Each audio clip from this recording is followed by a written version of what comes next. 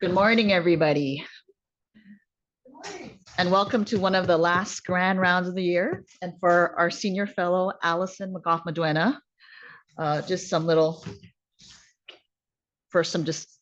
acknowledgements. We would like to acknowledge the Ramaytush Ohlone people who are the traditional custodians of this land. We pay our respects to the Ramaytush Ohlone elders, past, present, and future, who call this place, the land that UCS sits upon, their home. And we are proud to continue the tradition of coming together and growing as a community. There are some links here in the chat for building our community and any other donations that you would like to give in these times of need and actually less diversity. But thank you all for coming today. And I wanted to introduce Alison, our senior fellow. The faculty at UCSF and Kaiser are very proud of her accomplishments. Alison came and is born and raised, or came from New Mexico, born and raised, is very embedded in that community. I think when we interviewed her, we felt she aligned with a lot of our values at UCSF, and that has played out and thought to be true. High quality patient care, patient advocacy, clinical teaching. New Mexico, where she will be returning to both teach and take care of many women, is a state that I read about on ChatGPT, by the way, that has a 40% Medicaid population, 18% of the population is below poverty level. And in 2035, there will be, or 2035 rather, there will be a shortage of physicians of nearly 2,000. So she's returning to that community, and it is well needed for high quality care. So we're very proud of her. She did her initial studies at Tulsa. Again, most of her education was in New Mexico, including a master's of public health. During this time, with her daughter Ainsley, she's co-parented two amazing children who love pizza, ice cream, and now Irish dance. She's also balanced that with a lot of fortitude, some family upheaval along the way, which she handled with grace. We are extremely proud of her today, and she's presenting one of her two projects. The other was eloquently discussed at our research day, where it was a tumor microenvironment in PARP inhibitors. Big words, mostly helpful for cancer people, but this is, I think, is more applicable, looking at chronic life-threatening diseases and how we can do a better job in sort of reaching our patients and making sure that we have a better understanding and a communication with their families. So I'd like to congratulate Alison on almost being done, less than 60 days, and presenting her today for her grand rounds. Thank you.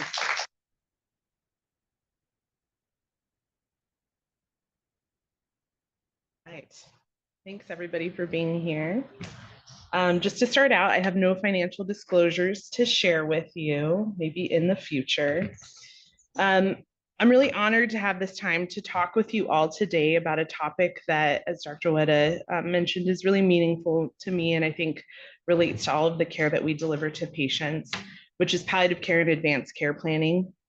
My passion for this work has really grown from both my professional experiences as a gynecologic oncology trainee and from one of my most personal and profound life experiences, which was being a support person and end-of-life caregiver for my mother, who's pictured here, Gail. In my clinical work, I've seen how thoughtful early conversations about goals of care can really ease suffering, preserve dignity for our patients, and transform the patient and family experience, especially in the face of serious illness and end of life. This understanding became even more personal for me when my mother was diagnosed with a rapidly progressive form of ALS at the beginning of my fellowship. And I frequently found myself on the other side of the system as a daughter and not a doctor. One of the greatest challenges we faced was the lack of advanced care planning and early palliative care support for her from her specialty neurology clinical team for this terminal diagnosis. She died at home surrounded by her loving family in April of last year. And while we were fortunate to have the knowledge to navigate care and eventually connect with the supportive care that she needed to figure out what mattered most to her, the delay had a very lasting impact on her and our family. So it's from this dual perspective as a daughter and physician that I've come to believe that talking about these things, advanced care planning, what matters most to our patients, and integrating palliative care early is not just good medicine, it's a way that we demonstrate compassion for our patients, and it's an act of love. So I hope today I can empower you all to feel comfortable in starting these conversations to help normalize advanced care planning and palliative care, and dispel some of the fears that patients might have about what could be an unforeseen future for them. So I wanted to take a minute to show you the roadmap of my talk and lay out the objectives that I think we'll be able to fulfill today. We're basically going to answer 4 questions. We'll start with what is palliative care?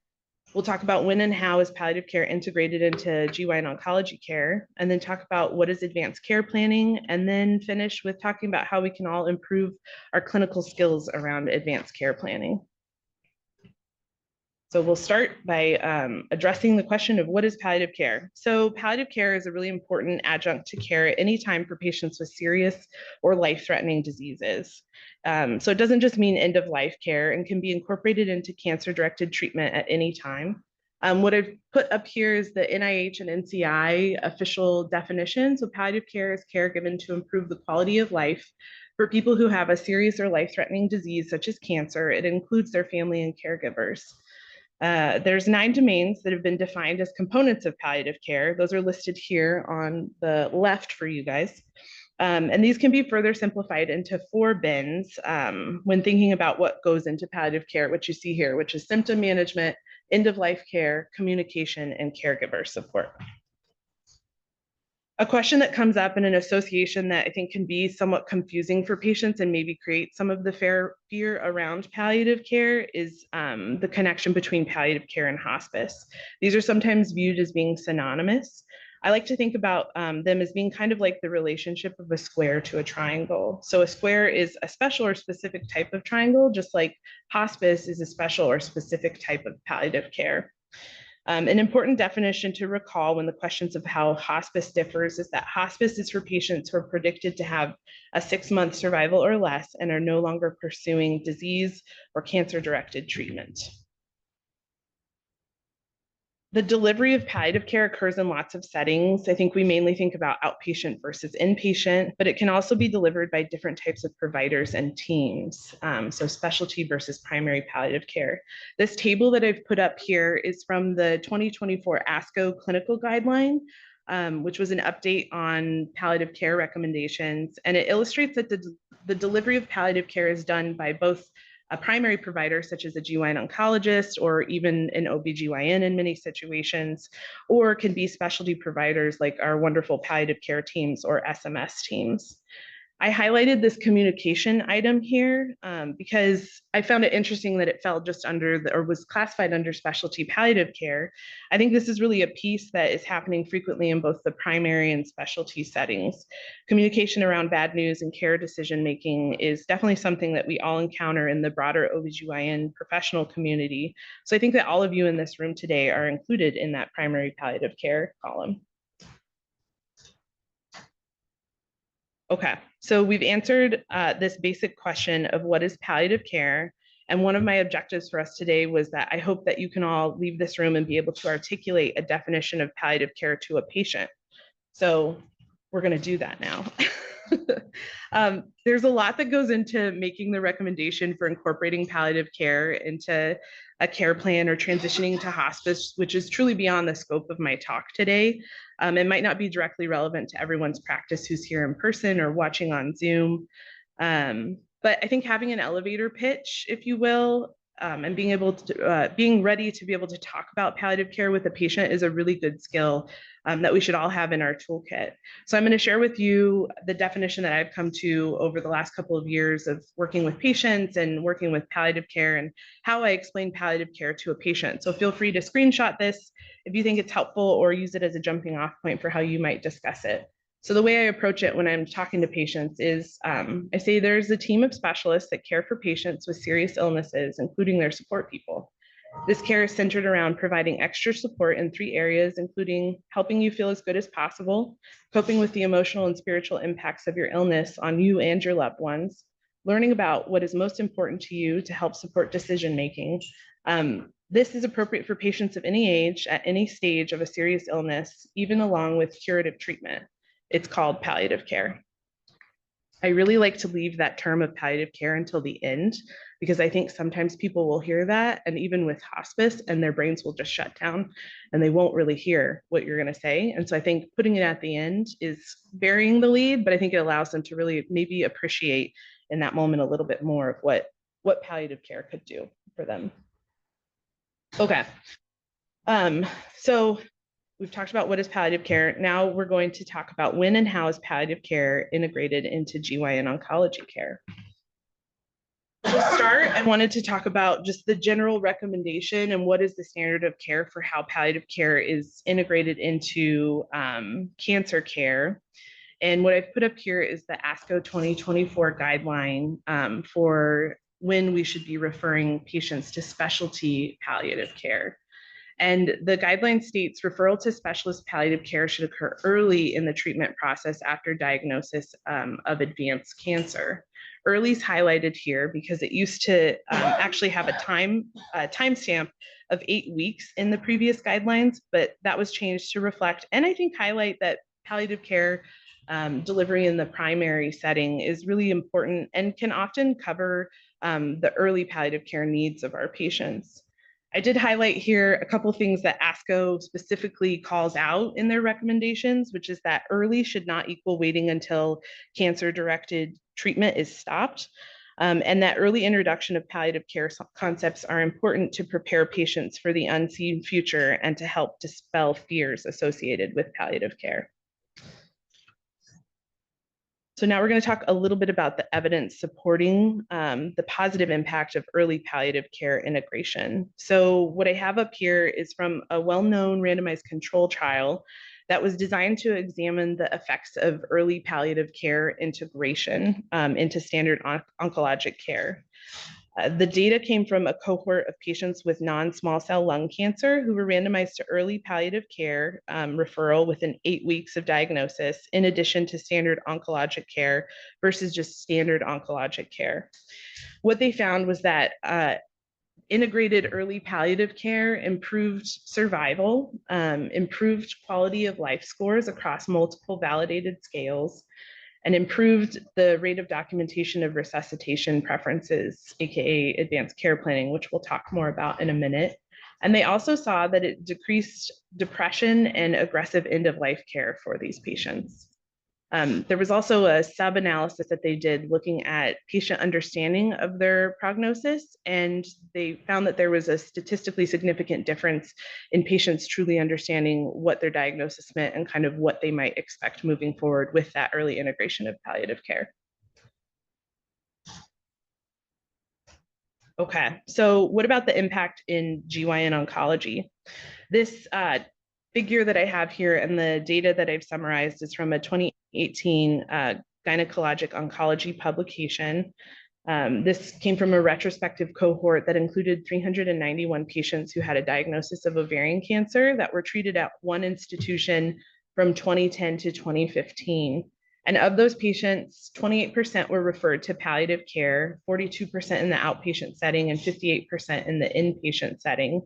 And the survival curve on the right was something that I thought was interesting.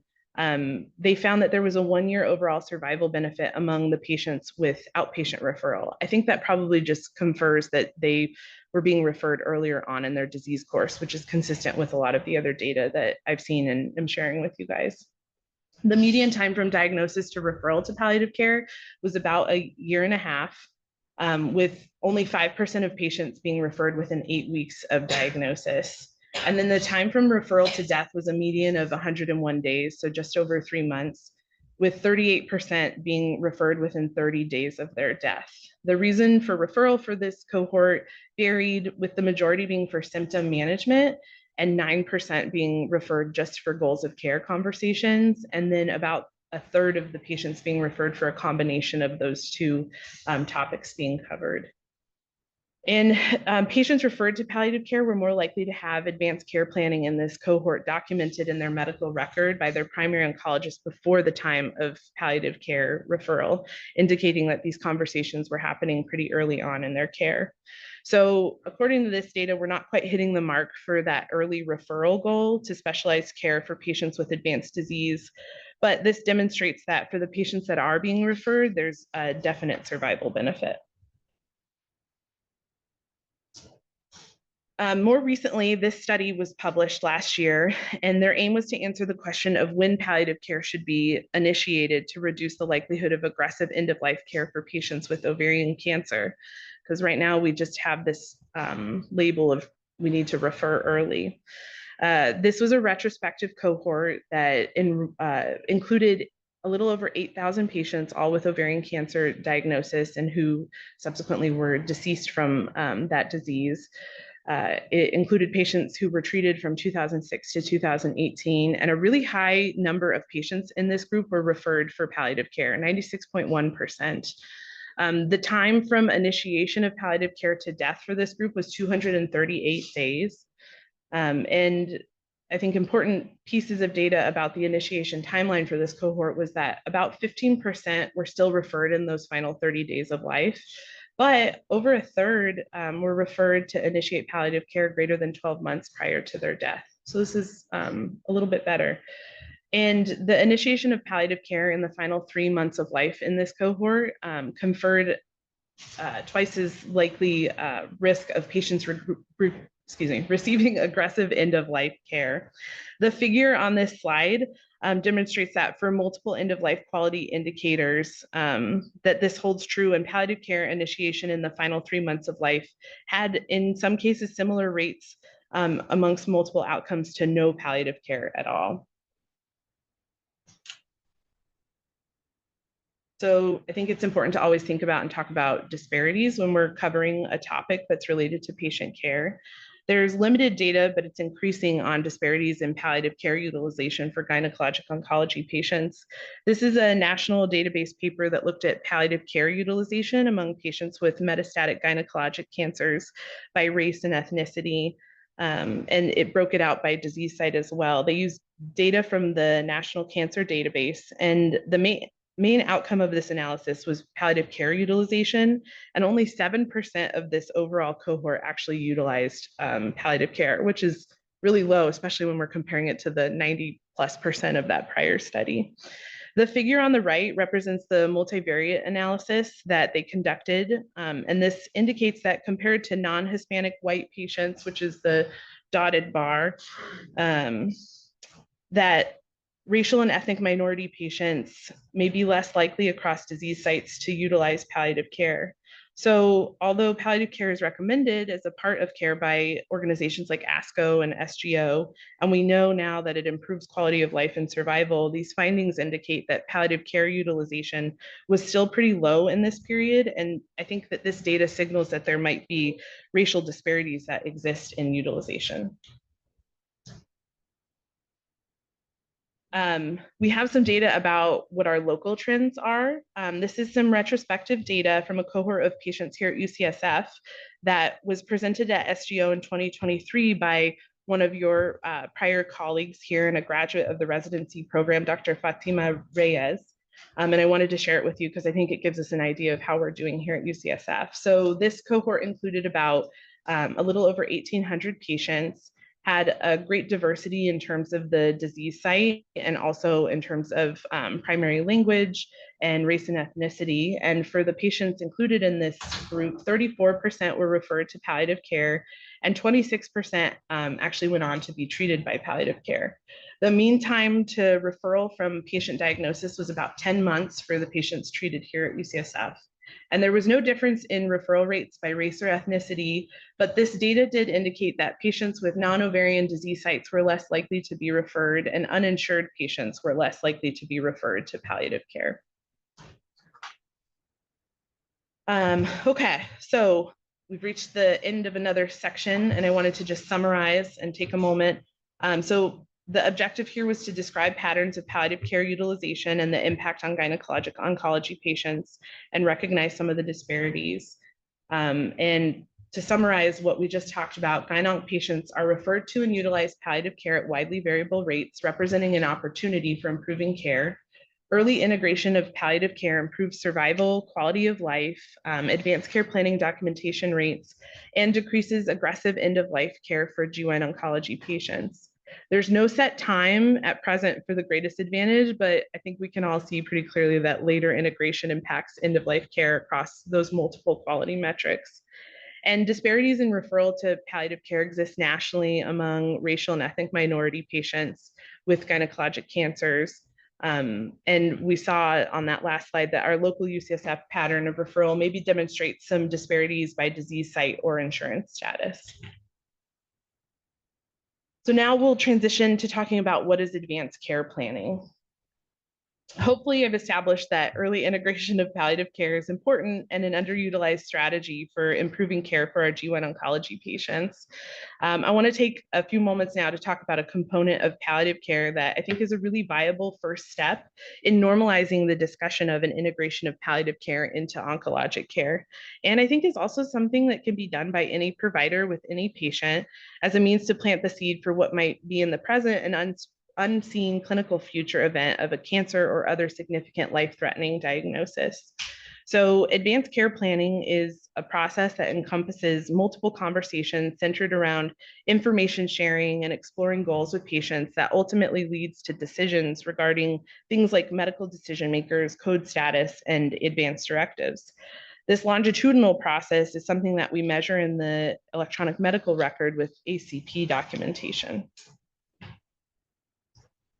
Advanced care planning conversations occur at multiple times throughout a patient's cancer care journey and present an opportunity for us as providers to take stock of patient symptom burden and their evolving goals for care, as well as thinking about what kind of decisions patients might be faced with in the near future. I think it also really empowers patients to make decisions that are in line with their beliefs. The benefits of advanced care planning, ideally occurring in the outpatient setting, are well documented for oncologic patients and include earlier hospice enrollment, decreased aggressive care at the end of life, decreased cost of care at the end of life, and decreased depression for surviving caregivers. So a question when I was reading through this literature that came up was, when should advanced care planning be happening in the continuum of care? And my answer is that it should start early and continue and occur often. ASCO has included the documentation of advanced directives as one of their quality oncology practice initiative metrics. And what they recommend is by the third office visit after meeting an oncologist, this should be documented. There's currently no standard of care for timing or tools that you might use or an approach that you might use for engaging patients around this topic, which led to the creation of our quality improvement project that we did as fellows over the last 2 years. And I'm not going to present that data today. Next week, Lee is going to present our project at the Grand Rounds. But I did want to mention a common concern that was brought up when we were recruiting infusion center staff to help with enrolling patients in our project. And I think something that I've had other providers ask me about when talking about incorporating these discussions early on in care. And that was that the question of if advanced care planning would negatively impact patients' hope for their future. This study that I found aimed to answer that question and found that the answer was no, it doesn't. Advanced care planning conversations have not been associated with increased anxiety or depression or loss of hope among patients.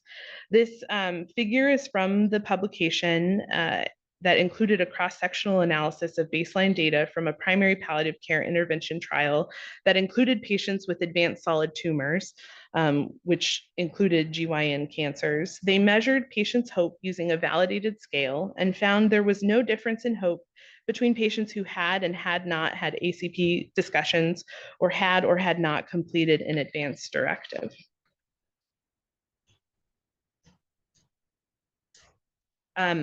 Again, I think talking about disparities is important. So we reviewed a little bit of that data for palliative care integration. And I think it's also important to talk about that with advanced care planning. And structurally marginalized groups experience disparities, and this is documented in the literature around advanced care planning, engagement, and documentation. And while I think this is probably influenced by and a downstream reflection of institutional discrimination or racism, it's also likely influenced at the individual patient-physician communication dyad level. So I wanted to share this paper with you all. In this paper, they purposefully selected clinicians from 6 diverse health systems to be interviewed using a semi-structured approach. Through this process, they identified and presented themes characterizing perceptions of barriers and facilitators to advanced care planning and patient-centered approaches to overcoming them. The most commonly reported clinician or patient-level barriers were, in this group, reluctance to discuss advanced care planning due to religious, cultural, or personal beliefs of patients, or perceived beliefs of patients, distrust of clinicians or health systems, implicit bias, and discomfort discussing advanced care planning with structurally marginalized patients. An interesting finding that I think speaks to some of the broader structural issues, which I don't think we really encounter here, and I fortunately did not encounter in my prior institution, was an often reported system level barrier of insufficient language interpretation services. The table I included here provides differences in approaches that they identified between clinicians who reported success or difficulty with advanced care planning among structurally marginalized groups as reported through the study. And I think that this table and kind of the findings that they report here can serve as a good tool for contemplating and assessing our own approaches and assumptions about diverse patients as it relates to advanced care planning. And I think you can really substitute advanced care planning for a variety of topics here as a means to reflect on challenges just in communicating in general with diverse populations. I did go ahead and circle the two statements on the right because I think it helps to remind us that a central tenet to these challenging conversations is honoring that while we have a goal for the conversation, which might be advanced care planning documentation or transitioning a patient to a specific code status or transitioning a patient to hospice, a variety of results can occur from our conversations, and we have to remember that that's okay. The important thing is respectfully meeting patients where they are at, even if that means they decline the conversation. But I do believe strongly that giving them the opportunity to talk about it or decline talking about it is something that we can do at the individual level to combat disparities. While I was prepping for this talk and reviewing the guidelines, I looked to see if ACOG had weighed in on it. And of course, they had a committee opinion that had been published in 2008, replaced in 2015, and reaffirmed in 2018.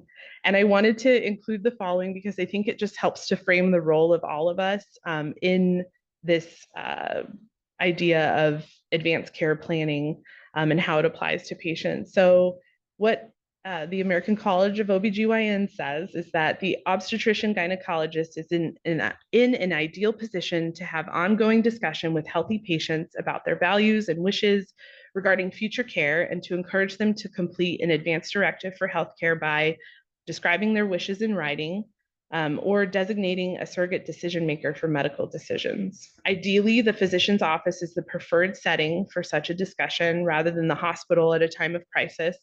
And discussion early in the course of prenatal care or during well woman treatment is recommended. They do acknowledge that in practice, however, these discussions often occur when an unanticipated situation arises or when a potentially life-threatening condition is discovered.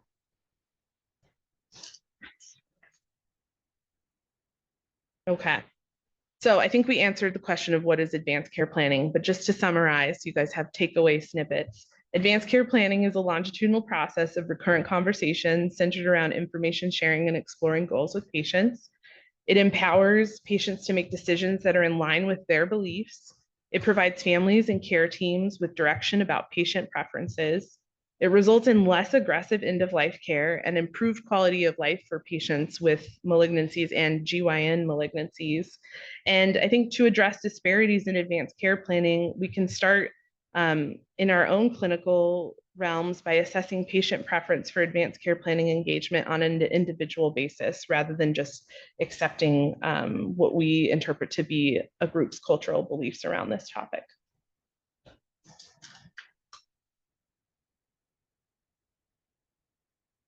Okay, so for the final portion of our time together, I wanted to talk about how we can all improve our clinical skills around advanced care planning and hopefully give you all a strategy that you can walk away with to easily incorporate this into your own clinical workflow.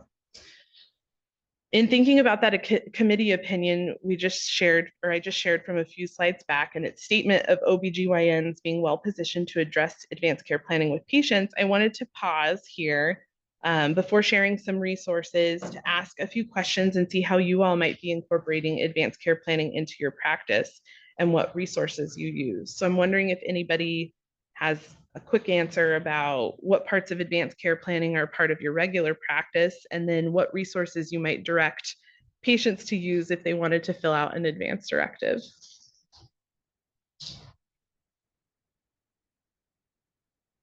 I know I see our residents on service engaging in advanced care planning and talking about goals of care with patients. So I've seen you guys do it. I don't know if anybody has a regular. Yes, I think that, as a surgeon, whenever I'm doing surgery on somebody, there's a conversation about if there's some sort of extra injury. Totally. Yeah.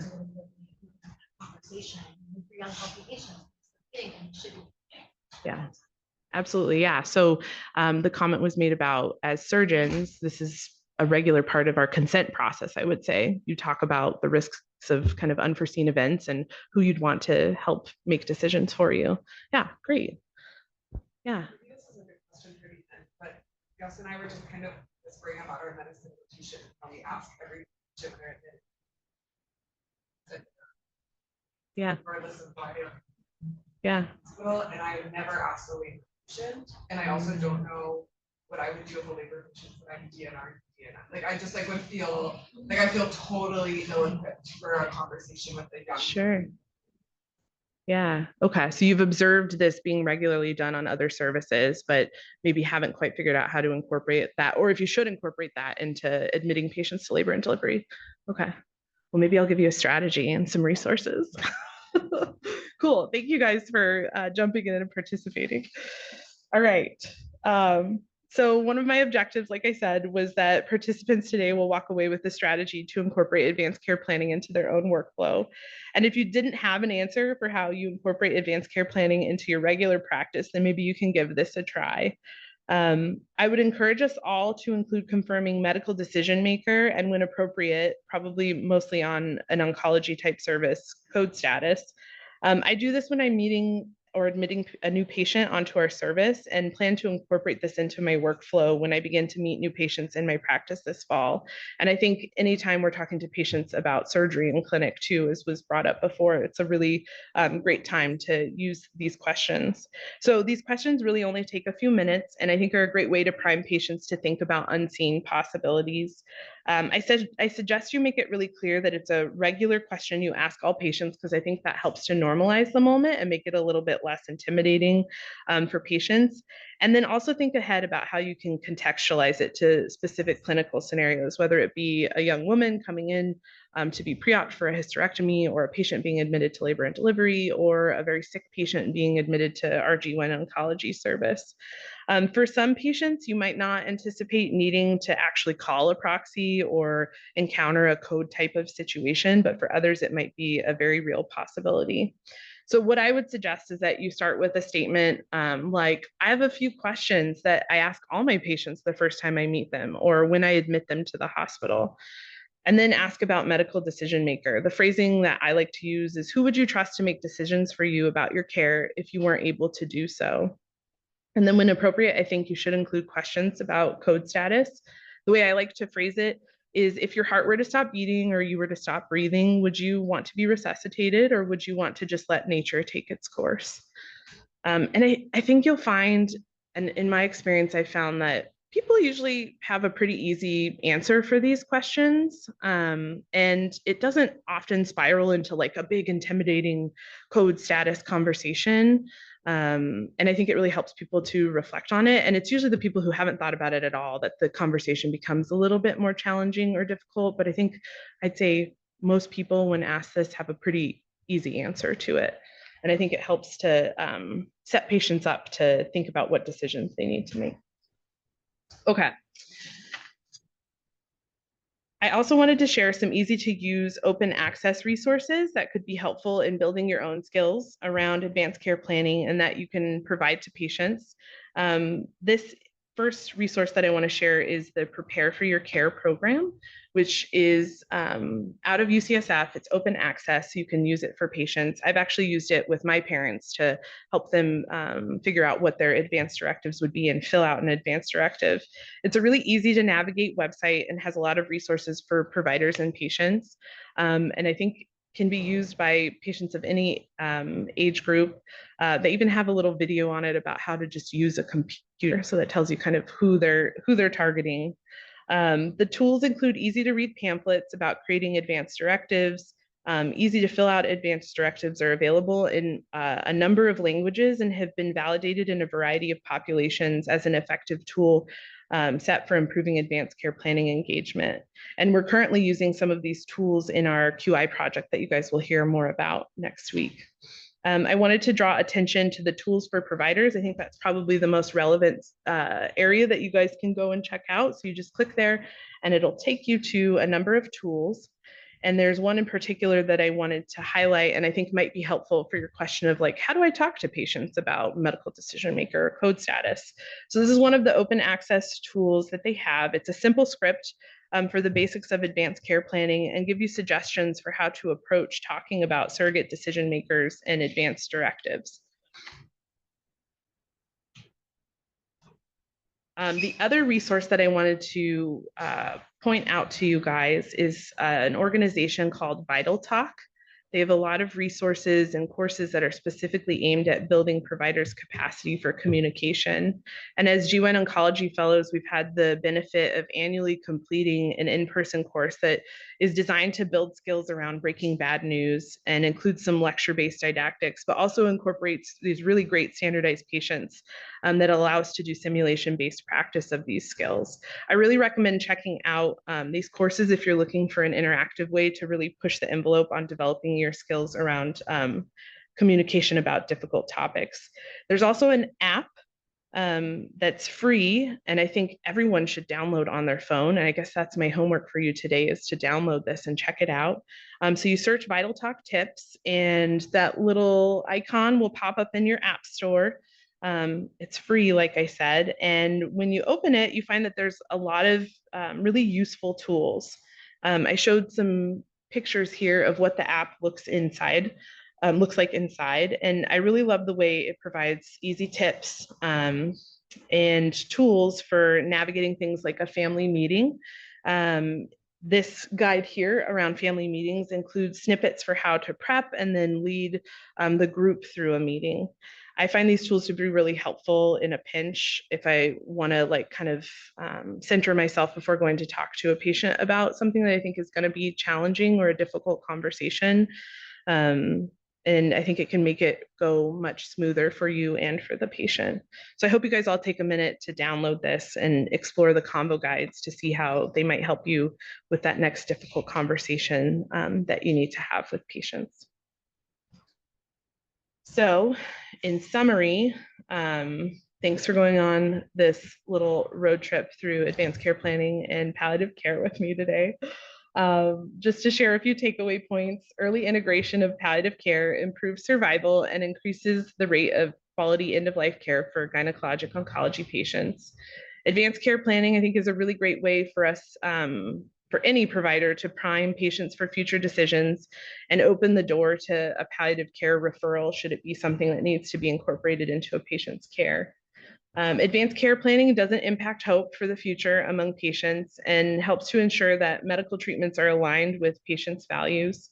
And as we saw, and we only reviewed a very small portion of the data around this, but disparities exist in both palliative care utilization and advanced care planning. And I think while I acknowledge there are systemic forces that are at play here that I can't address through this talk today or provide specific strategies for right now, I think interpersonal interactions are a way that we can really impact these disparities. So I encourage you all, and I've seen you all do this, so I'm kind of preaching to the choir, but I hope that you can take some time to reflect on your own biases and how this might impact patient care delivery. And then also take some time to build your communication skills and kind of think through in your head, like, how would I have this conversation with a patient coming into labor and delivery? Or how do I talk to patients in their pre-op visits?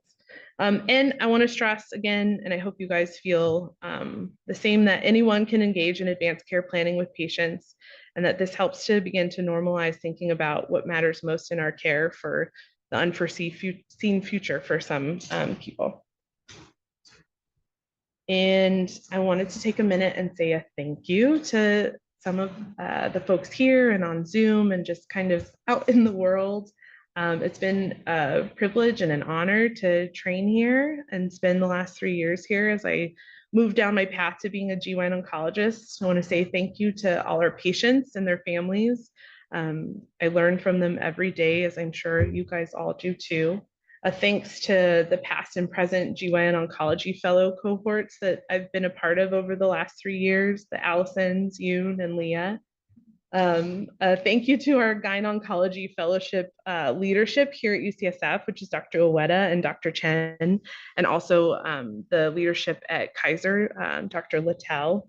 And then a thank you to our Gyn Oncology Fellowship faculty here at UCSF, as well as Kaiser Permanente.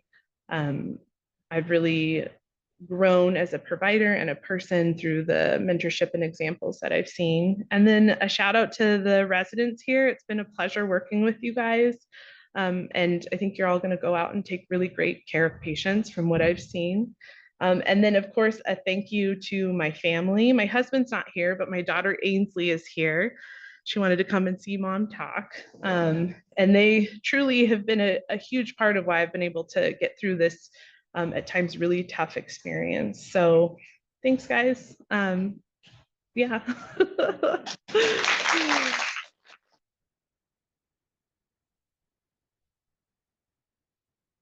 Time for questions if anybody has. Yeah, Dr. Ueda. So I like this idea of normalization, and maybe if you were, as you're leaving gracefully to go somewhere else, you talk about bringing in questions that are standard. Yeah. You'll be leaving UCSF, but if you're a consultant to us and how we would do it as a department, and then maybe as a medical center, so I think we could do it better. That's question one, not just necessarily. And it wasn't in this presentation, but I do think the role of, video visits has maybe allowed us to explore some of these conversations in some way better, working with our symptom management colleagues. I don't know if you have a comment on that, because that's related to Medicare reimbursement, unfortunately. Yeah. So maybe you could comment on those. Sure. Yeah. So Dr. Ueda was asking about suggestions or maybe things that I've seen that could help improve advanced care planning rates in the system here, and then the role of video visits. And, right now it seems like there's a big push for improving advanced care planning documentation that I've seen actually over the course of the last year, which maybe it's just a product of me like digging into that and looking at the resources as opposed to just kind of floating through. But I think that having built-in time points throughout a patient's care where it just kind of automatically happens is a really important way to do this and increase documentation and increase the process of advanced care planning, because that's the meaningful part of it, is the conversations. And so what I've seen through our division is we've on the end of patients who are established, have done our quality improvement project. I know in our outpatient setting, there's a push for having a patient navigator actually talk to patients prior to their new patient visit on the phone. And then in general surgery, I think Dr. Wick actually got funding for a trial where they were and funding for a navigator who specifically just talks to patients about advanced care planning ahead of them being seen in clinic. So I think building it in at multiple time points is what I've seen be successful here and what I hope to implement in my practice model. And I do think the video visits, it does seem like we have more time to just talk to patients because they get on to the Zoom visit. It's just more efficient in terms of like you being able to get into contact with the patient rather than in clinic, which is also an important contact point where they come in and there's many hands and many people seeing patients. So I think just having that extra time during the encounters is probably positively influencing our opportunity to talk to patients. And then I think also just having that mindset of we might have a goal for the conversation. And I mentioned that in the presentation of like, I'm going to talk to this patient. I think they need to be DNR, DNI, or I think we need to go in this direction with their care, but really just like being open to the reality that it might take multiple touch points and really meeting patients where they're at. So I think pushing for that attitude amongst providers is important too. Yeah. Thank you for this. I have two questions. One was thinking about this disparity in terms of who gets referred, kind of your thoughts around why.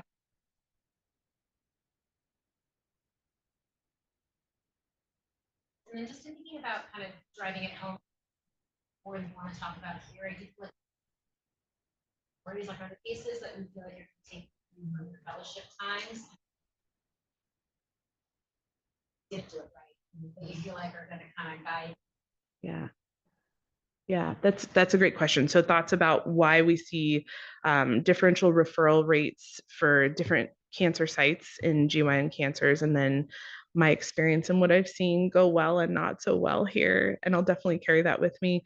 I think it probably has to do with symptom burden. I think with ovarian cancer early on, at the time of diagnosis, patients, excluding folks with metastatic cancers from the other sites, but I think they have a higher symptom burden. And so it might push for those earlier, more robust referrals for those patients with ovarian cancer. But that's a great question, and something that is an area for investigation, I think, to figure out how we can get more patients to that care earlier. And then, I think I've seen a lot of different ways that providers here approach how they incorporate advanced care planning and transitioning to palliative care. And I think the takeaway for me is why I think this talk is important, is that we need to talk early and often to patients about just generally about advanced care planning and kind of what they might expect for their journey with cancer. For some patients, we have a really successful treatment up front and they're in remission and no symptoms, and have kind of that honeymoon period. And for other patients, they're cured up front. And so being able to adapt the conversation to meet patients where they're at in their cancer journey, I think is the biggest takeaway for me. Yeah. Yeah.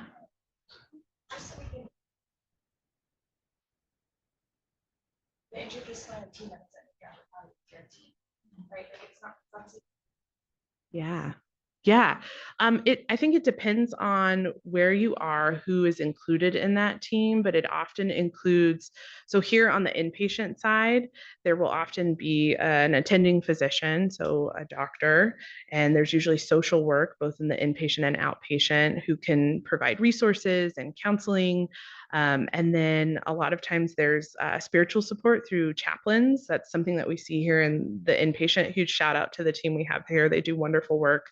And then they also have similar resources in the outpatient setting. So I think the biggest thing is there's medical care, there's care for resources and counseling, and then also care for the spiritual side of palliative care. Yeah, good question. Yeah. Do we focus a lot on like resuscitation, intubation, things like that? Do you also feel like those conversations should be like other really invasive things, like G-tubes and G-positives? Like that's not. That's a good question. I think that is within the realm of advanced care planning, but that's like advanced ACP.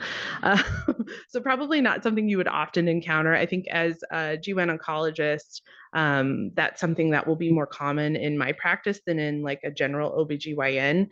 And I think what's really helpful when you're starting to talk about things like advanced care planning is I try not to be too graphic about things. So truly what I put up there about like, if your heart were to stop or you were to stop breathing, would you want to be resuscitated or let nature take its course?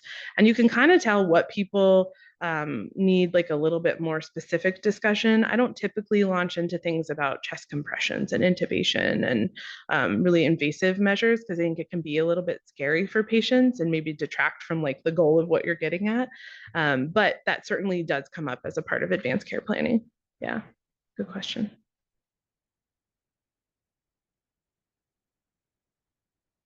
All right. Thanks, guys, for your attention and participation. Just on time. Congratulations.